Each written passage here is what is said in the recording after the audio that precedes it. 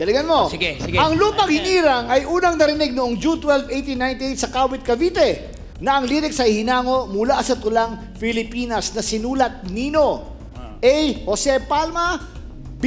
Apolinario Mabini, C. Julian Felipe, or D. Jose Abad Santos. Gary, agad-agad. Si Abad Santos, senador yata yan. Oh, kita mo? Tapos si Palma, taga-UP yan. Si Mabini naman, utak ng revolusyon nun. Ngayon, siguro ang sagot niyan ay si Julian. Ano ba yung... Lupang Anong Julian. letter yun? Asan yung letter? Ito pala. Yan, si... Letter C. Ang sinagot ni Mr. Gary Lim ay si Julian Felipe. Tingnan natin, board na board! Mali! Ang tamang sagot ay... ano? Jose Palma!